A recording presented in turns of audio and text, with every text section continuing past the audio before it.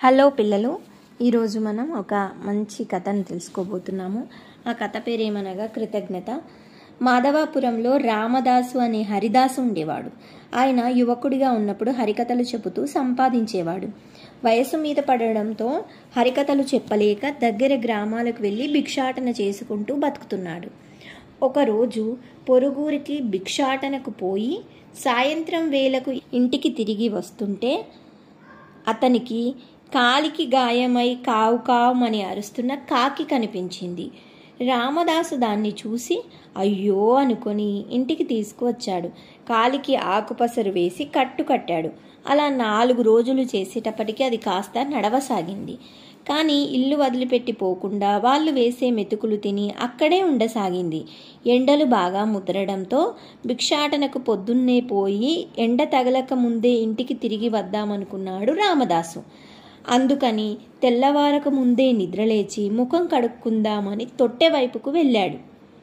అప్పటికే కావు కావుమంటూ తన కాళ్లకు అడ్డం వస్తూ తలపైన తన్నుతూ వెంటాడింది కాకి. చీ, పొద్దున్నే ఏంటిది, ఇందుకా దీన్ని సాకింది నేను అని అనుకుంటూ ముందుకు అడుగేయబోయాడు రామదాసు. మళ్ళీ కాకి కావు కావు అని అరుస్తూ అడ్డు వచ్చింది. ఏమైంది దీనికి అనుకొని రామదాసు కళ్ళు బాగా నలుముకొని చూశాడు. దారికి అడ్డంగా పాము పడుకొని ఉంది. రామదాసు వెంటనే కాలు వెనక్కి వేసి కర్ర అందుకొని పామును కొట్టబోయాడు. కానీ అది అప్పటికే పక్కనున్న చెట్లలోకి జారుకుంది.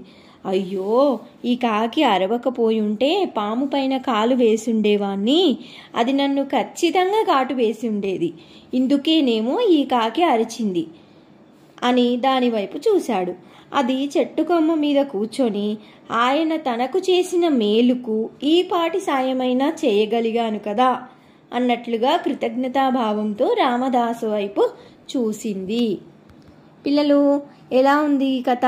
ఈ కథ కనుక మీకు నచ్చినట్లయితే నా ఛానల్ని సబ్స్క్రైబ్ చేసుకోండి. థ్యాంక్ యూ పిల్లలు.